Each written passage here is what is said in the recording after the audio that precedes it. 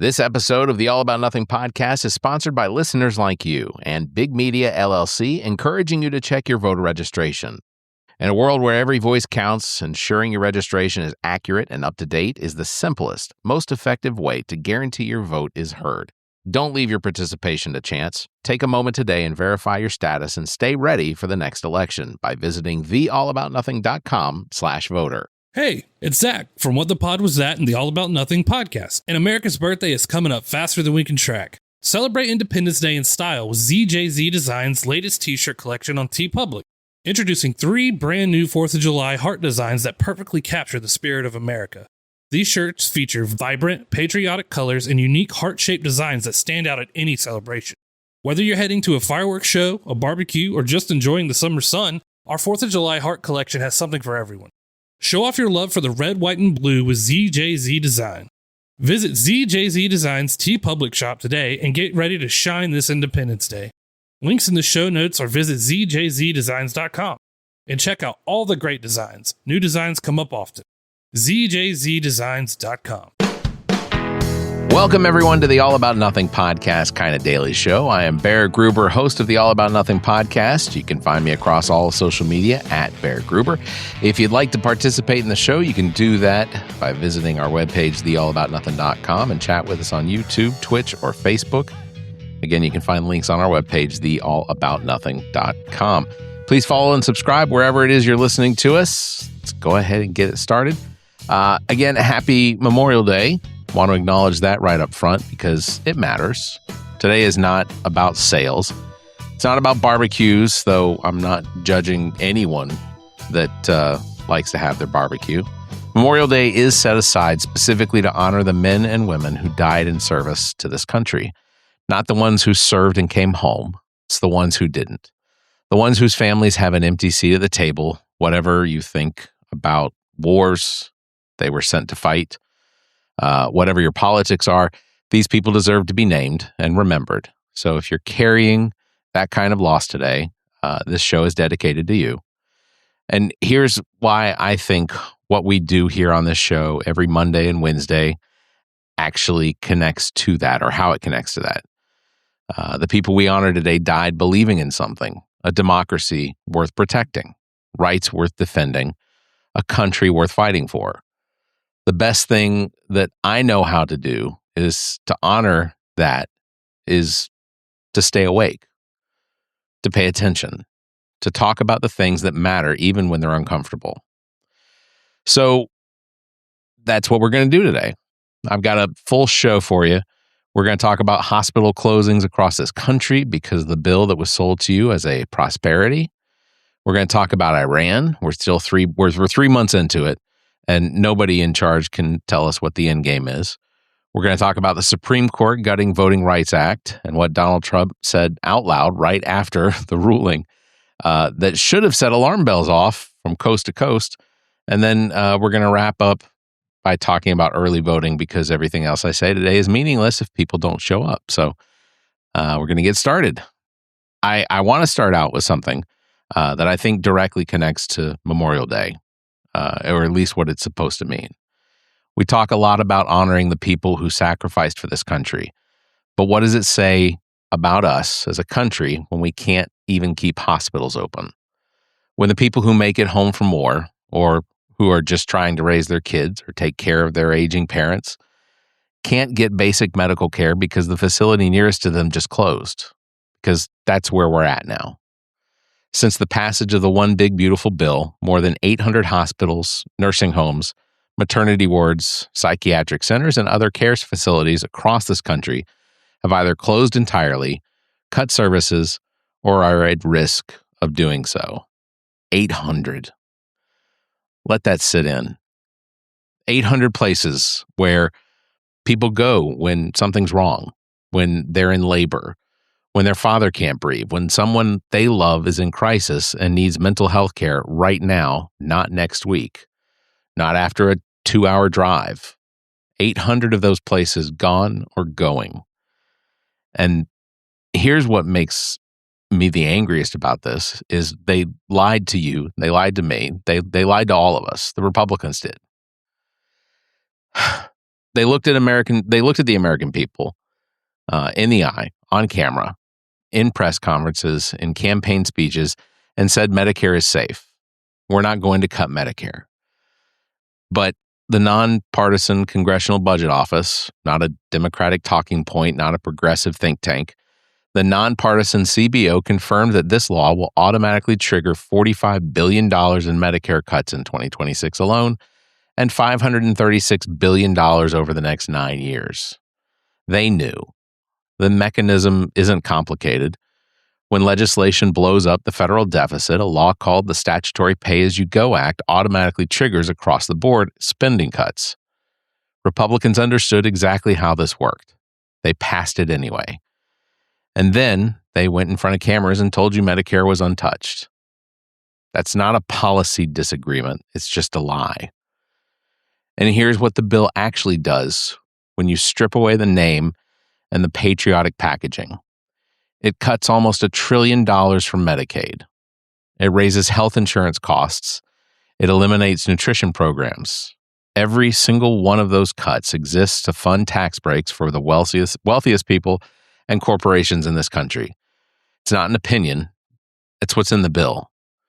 The people absorbing the blow first are rural communities, where the nearest hospital was already an hour away and is now closed. Low-income families, the elderly, people of color, the people with the fewest options at the least and the least cushion to absorb a hit this big. It's not over.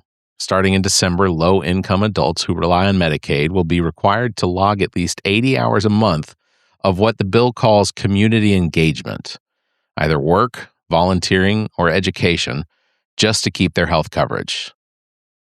Miss the requirement for any reason, and you lose your insurance. There is no grace period. There is no appeals process that works in your favor. Think about who actually gets hit. Single parents with unpredictable schedules, people in rural areas that with no nearby employer or no public transit, people who are sick, not sick enough to qualify for an exemption, but too sick to reliably meet an 80-hour monthly requirement. This isn't about self-sufficiency. It's about finding a bureaucratic way to take healthcare away from people who need it and can't fight back. It's a policy designed to look reasonable on paper and be devastating in practice. I'll keep talking about this every week if I have to, because 800 closed healthcare facilities is not a statistic. It's a body count. And from hospitals, we're going to go to the battlefield, because both of these are what happens when people in power won't be straight with the American public. We are now 3 months into a conflict with Iran. 3 months. I want to ask the simplest possible question. Not a partisan question, not an ideological question, just a basic one. What is the end game? What are we trying to accomplish? What does winning look like? When does this end? And what does the end actually look like when it gets here? Because nobody in the administration can tell you. They oscillate between threatening airstrikes and floating diplomatic overtures, sometimes in the same week. And neither path has produced anything resembling a clear direction, let alone a resolution. And on Memorial Day, that should land differently. Today, we're supposed to be honoring the people who gave their lives in service of this country. The absolute least we owe them, the absolute least we owe their families, is an honest question, or an honest answer to the question of why we're asking the next generation to do the same. Real people are paying the price for this right now. The sailors on the USS Gerald R. Ford came home in May after nearly a year away, through 2 conflicts, a fire. And I want to say this specifically because it matters. Problems with the ship's sewage system. A year away from their kids, their spouses, their parents, for a conflict that the American public has never been given a straight explanation for. And while those families were waiting, Iranian Americans were marching on Washington, thousands of people whose lives sit right in the middle of this, who have family on both sides of it, trying to get somebody in power to pay attention. The press coverage has been inconsistent at best. You get a burst of headlines when something escalates and then 2 weeks of silence. And then we're surprised when the public doesn't feel informed. In making a commitment right here out loud so that I'm accountable to it, I'm going to find a guest who can speak to this in real depth, not talking points, not spin, someone who can walk us through the geopolitical stakes, the historical context, and the honest question of who benefits from dragging this on indefinitely. The American public deserves that conversation, and I intend to have it. So here's where the hospitals and the Iran conflict and everything else connects. Because what ties all of it together is the question of accountability. Who do the people in power answer to? And what happens when they start dismantling the mechanisms that make accountability possible? That's what this segment's about. Because on April 29th, the Supreme Court issued a 6-3 ruling in Louisiana versus Calais, and I want to walk you through this carefully because each piece connects to the next. The ruling effectively guts Section 2 of the Voting Rights Act of 1965. It required states to draw electoral maps, giving racial minority voters a meaningful opportunity to elect candidates of their choice. That protection is now, in practical terms, gone. Here's what the ruling actually says. The state now only violates the law if it intentionally drew maps to diminish minority voting power because of race. You have to prove intent. And anyone who knows or understands how gerrymandering actually works, knowing that intent is almost never written down. It's almost impossible to prove in court. So in practice, states can now draw maps that effectively silence Black and brown voters, and as long as they don't put the racist motivation in a memo, the courts can't touch them. Justice Elena Kagan, wrote the dissent. She calls it what it is. It's a gutting of a landmark civil rights law. The week after the ruling, a North Carolina state lawmaker who had been fighting his state's gerrymandering Senate map for years dropped his lawsuit entirely. His words, "The Voting Rights Act is now a meaningless law with no teeth." You really have to think about what that law represents. People marched for it. People were beaten, bloody, for it on the Edmund Pettus Bridge in Selma, Alabama. The country watched that happen on television and was horrified enough to demand action. President Johnson signed it into law in 1965. And now a sitting state legislator, someone actively working in government today, is calling it meaningless. On Memorial Day, the day we honor people who died for the ideals of this country, is supposed to be representing. Now, Trump. Within 1 hour of that ruling coming down, the Republican-controlled Florida House approved an aggressive gerrymandering map that could deliver Republicans 4 additional House seats. Democratic incumbents who currently hold those seats are now in serious jeopardy. And then Trump went on social media and said the quiet part out loud, as it's just his thing. He insisted Republicans should use the ruling to redraw the maps immediately, even in states where primaries were already underway, even in states where people had already cast ballots. His exact quote was, "If they have to vote twice, so be it." The President of the United States said people should vote twice in new elections on new maps, redrawn specifically to favor his party, because he didn't like the results of the current maps and what they might produce. It's not a gaffe, it's strategy. It doesn't stop there. Trump has been pushing simultaneously to eliminate the Senate filibuster, require voter ID and proof of citizenship, and end mail-in voting. And here's the part that I can't get over. He keeps saying explicitly that these changes are designed to help Republicans win in the 2026 midterms. Not election integrity, not protecting democracy, just winning. He's not disguising it, he's broadcasting it. Louisiana has halted its ongoing primaries and declared an emergency to redraw the maps. Tennessee is reportedly next. Georgia is reviewing its options, and South Carolina, our state, is among those identified where this ruling could be used to redraw districts in ways that dilute the voting power of minority communities. It's not abstract.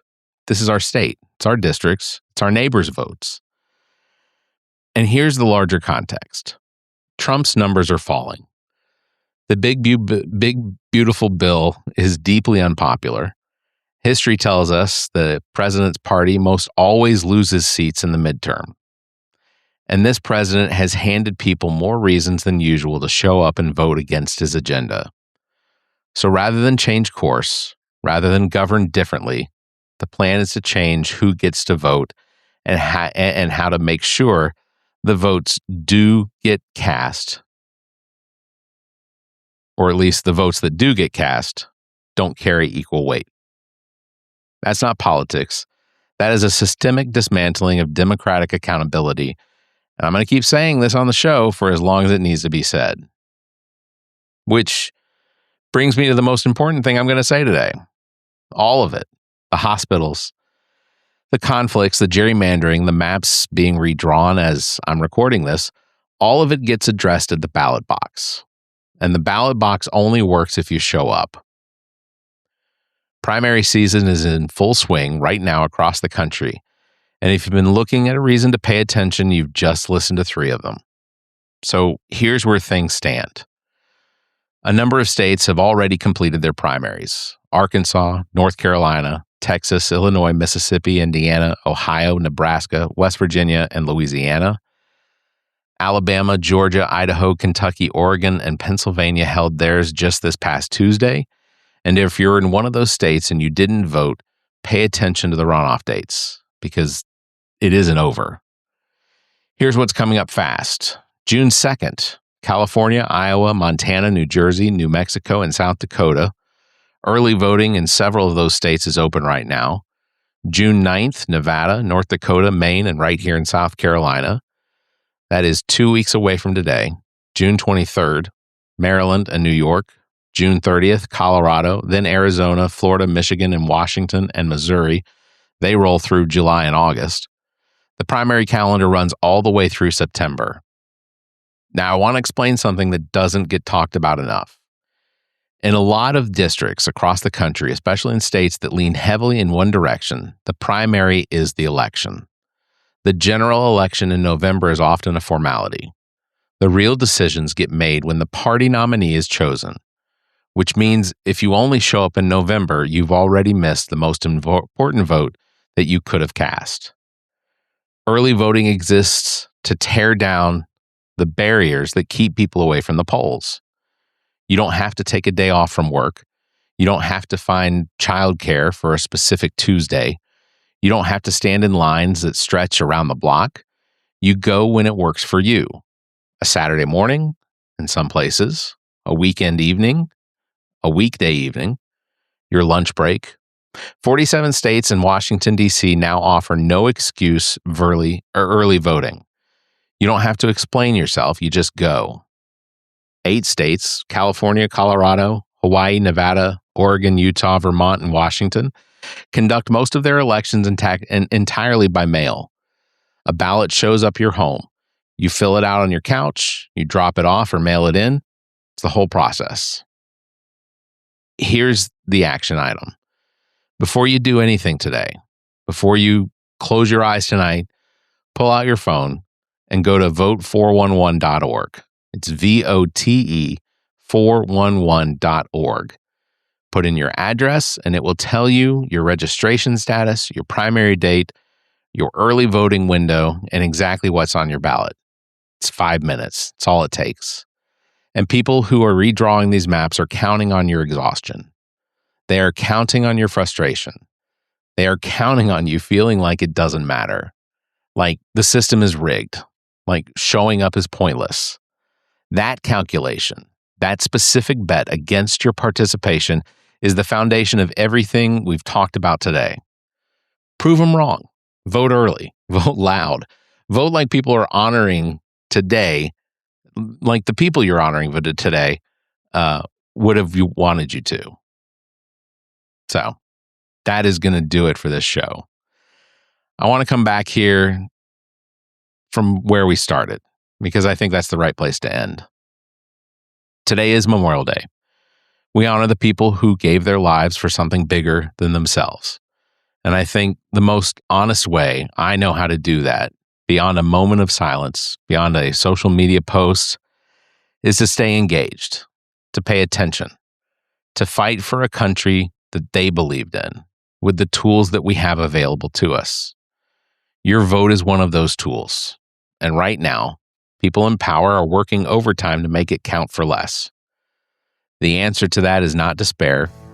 The answer is showing up.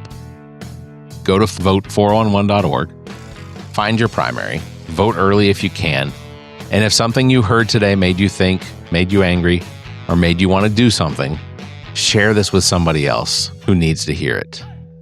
And to every Gold Star family listening, we see you and we don't forget. That is going to do it for this episode. Big thanks for everyone watching. Thank you for listening. Don't forget, you can follow me at Bear Gruber across all social media. Thank you for liking and hitting that bell. And if you can, please give us a 5-star review and leave a comment. Until next time, you all stay safe, be kind, and keep your hands to yourself. The preceding podcast is solely owned by the host or hosts and is distributed by Big Media, LLC. Copyright 2026. Well, you've made it to the end. You survived the rambling, the tangents, and whatever nonsense we just subjected your ears to. Congratulations. Now that your brain is sufficiently scrambled, how about doing something productive for democracy? Before you go off to forget everything you just heard, do yourself a favor and double-check that your voter registration is actually legit at theallaboutnothing.com/voter. It's about the only way to make sure your vote counts, even if your taste in podcast is questionable.